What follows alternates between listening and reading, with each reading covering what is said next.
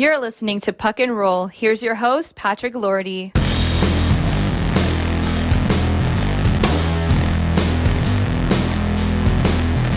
Today on Puck and Roll, we interview Anthony DeMarco from the fourth period. We also chat with Kevin Reason, a huge Habs fan and also advocate for mitochondrial disease awareness. We talk prospect, the Nordiques, and more. You're listening to episode 5 of Puck and Roll.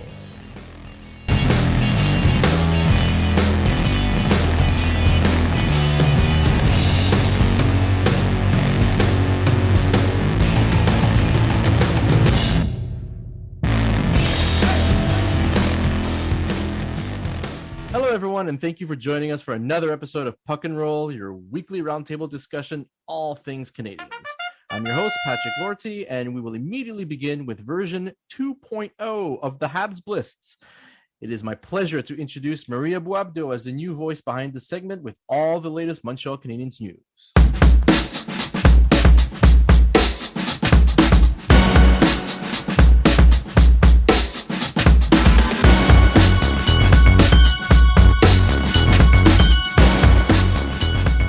Hey everyone, my name is Maria Buapto and it's a pleasure to be here as your voice for the Habs Blitz on Puck and Roll. The NHL offseason is finally coming to an end and some news has been released this past week involving the Montreal Canadiens and their fans. So let's recap. First of all, Canadiens owner and CEO Jeff Molson promoted France-Margaret Bélanger to President of Sports and Entertainment of Groupe CH. She's the first woman executive in the Canadiens' 112 years of existence as a franchise. But usually when a woman is put into a position of power, there are those who claim it's just another publicity stunt to gain sympathizers. But if anyone read her resume, they could easily deduct that she truly deserves this position. Bélanger is also currently serving as NHL alternate governor to Molson and sits on the NHL Executive Inclusion Council appointed by Gary Bettman. She has been with the organization since 2013 after joining the team as senior vice president and chief legal officer after spending 18 years with the law firm Stikeman Elliott. After climbing to the ranks of executive VP and chief legal officer, Bélanger also held the title of executive vice president and chief commercial officer after having the role to lead the hockey marketing strategies. Finally, in 2020, her duties were expanded as she took care of leading the entertainment group, all while overseeing legal and public affairs as well as community relations. Bélanger has already gone to work in her new current role. She announced she intends on creating a program for younger players which will focus on educating them on the seriousness and consequences of inappropriate actions and words. Everyone is always hearing that quote-unquote hockey is for everyone. And this is a step that shows gender diversity is important and should be more visible in the Canadiens organization and in the NHL in general, especially when you have the resume to back it up. The Habs also announced their new podcast entitled Real Talk.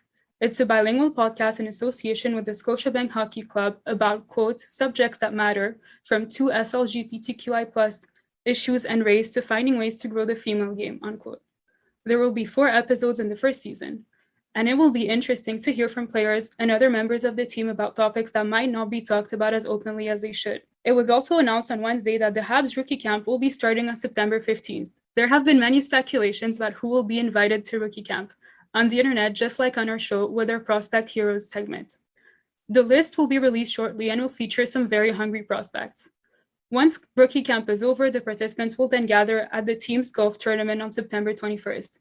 Training camp will start on the 22nd, and the first preseason game will be on the 25th against the Leafs in Toronto.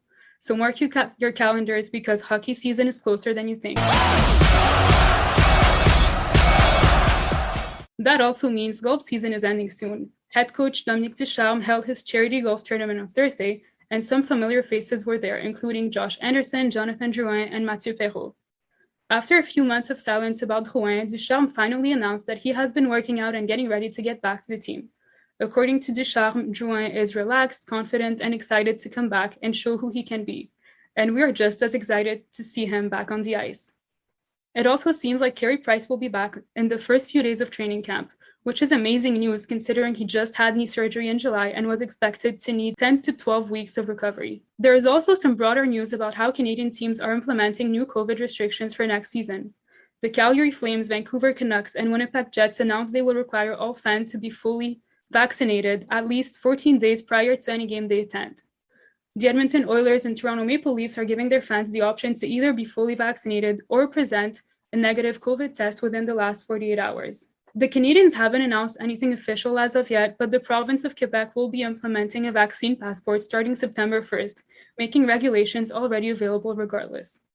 Sports venues, including arenas, are on the list of places that will require proof of vaccination, so people will need to be fully vaccinated to attend a game at the Bell Centre.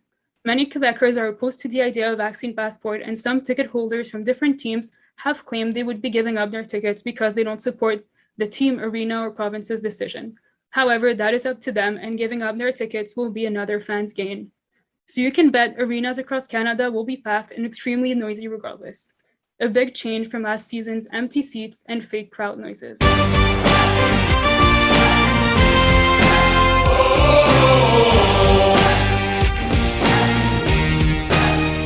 Thank you so much, Maria. Way to go. For our first segment, that was a lot of info, right? We are very, very proud of you, by the way. That was an incredible first segment. Thank you so much. And you bet that, we all of us here are going to be cheering very hard, very loudly when the season starts because, hey, it's been a while since we had a full, regular 82-game schedule, and there's a lot of expectations going on, as, of course, you've heard in the last few episodes. Am I right? Now, at this time, we are going to present to you a pre-recorded interview that I have had with Mr. Kevin Reason. Kevin Reason is a defender and advocate, if you will, of mitochondrial disease, which is something you have probably seen on our social media that we have posted because we have decided to support this cause. I have sat down with him one-on-one, and he was telling us his incredible story of his son Liam, and of course his friend Stephen, who is dealing with his partner Bethany, who is at the hospital as well. So let's take a minute and listen to this interview. As you all obviously know, Puck and Roll, first and foremost, a hockey podcast. Sometimes, however, we sway a little to the side and support our local community in order to help and support those in need. As you might have seen pinned on our Facebook page, I, alongside my wife and child, will be taking a walk this upcoming Saturday with hopefully many others to support mitochondrial disease awareness. And it is my absolute pleasure to welcome one of the organizers of the event, Mr. Kevin Reason. Thanks for taking the time to talk to us, Kevin. Thanks for having me. Appreciate it. Kevin, along with Stephen Bedard, has launched this first of hopefully many annual dog-friendly walks, which will take place this Saturday, August 28th at 10 a.m. at Parc Champlain in Candiac. So, Kevin, can you explain to our listeners in your own words, I'm a little bit of layman's terms because I've made some research online, and of course, to get all the medical lingo and whatnot. What exactly is mitochondrial disease and the various forms it can take? Yeah, so mitochondrial disease is a genetic disease. So everyone has mitochondria. And then the lack of mitochondrial, that's when it becomes the mitochondrial disease. And at the end of the day, there's many, many forms of this disease that have their own name. Like my son has Polgy, there's Parsons, there's Leys, there's all kinds of diseases. But at the end of the day, it affects your organs. It affects, in some people, their ability to walk, talk. So I always, to make it simple for the listeners, what I always say is imagine having a battery run your household. Yeah. That kind of sums up what mitochondrial disease. There's not enough energy to function the body and the organs. Mm-hmm. And unfortunately, there's no cure. There's we have cocktails of medications and vitamins that can keep a person stable and keep them functioning, but there's no cure, and the outcome is not good. So the goal is always to bring in new medications to see if we can prolong, because we're all literally buying time. Yeah. Waiting for research. I've read also on I saw that the Facebook invitation and everything, and we were mentioning that specifically, we're dedicating this to your son Liam, and also Bethany, who is Stephen's partner. Right. So, obviously, I'm choking up a little bit because being a parent myself, I cannot imagine day to day, of having to not only you're putting on a strong stronghold, a strong front for your child, because according to him, his days goes on as, as normal almost. But I mean, like as a parent, I mean, I almost feel bad asking you this, but I mean, for anybody else who has children who are, visiting the hospital on a daily basis, I mean, is there a trick, really to say, okay, like, in order to stay strong, in order to move forward, especially when you're facing this kind of outcome where you said it yourself, like there's no cure for now. Right. So yeah, it's an excellent question, because I do talk to a lot of families, because resources are so limited, and a lot of the doctors are still learning all about this as well. So what I do see talking to families all across Canada is that as soon as they get the diagnosis of their child or their wife, their spouse, their partner, whatever, they immediately lose hope. Yeah. There's no hope. They're devastated. A lot go into depression. They're all they see is their loved one is going to die. That's their feeling, and it's every single person I've spoken to that gets this diagnosis off the bat. So the goal in that is to, and we do the dog walks and we do other events as well, is to get that awareness out. And you know what? There is a little bit of hope. There's no cure, but we have to bring back the hope. When I first found out about my son, when Liam was diagnosed with it, I think I was angry for the first 3 months, extremely angry. Yeah.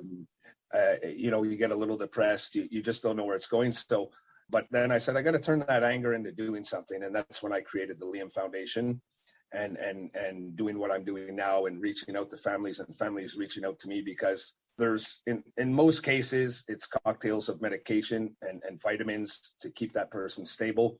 But there's no quick fix. There's nothing. So for me, my goal, I work very close with the Montreal Children's Hospital and the foundation, of course, is to get that research center at the Montreal Children's Hospital. That's the goal, because yes, it's for children, but I'm a Mito advocate for everyone. So having that type of research center at the Children's Hospital will help adults as well. Let's talk a little bit about Liam and Bethany. Tell us a little bit about them. I know they don't have the same type of disease. So maybe what are the differences between both of them, and maybe just present them to us as what kind of people they are. Yeah. So I'll start with Liam. Just so when Liam was born, he was born healthy. There was no issues. Everything was perfect. And then around 4 years old, even before that a little bit, started to see that he started walking very young. He started talking very young, and even his words, he was well behind. So, we went to see doctors, and he ended up getting diagnosed with autism. So yeah, so he started off with autism, and you live with it. And to be honest with you, I think autism is the purest form of a human being, to be honest with you. So absolutely, I just loved it, and it was okay. And we had a little bit of struggle with it, but we moved on. But then at age 5, that's when he had a seizure. And some kids with autism, maybe they have seizures once in a while, but so he ended up staying in the hospital for a month, and he had daily seizures.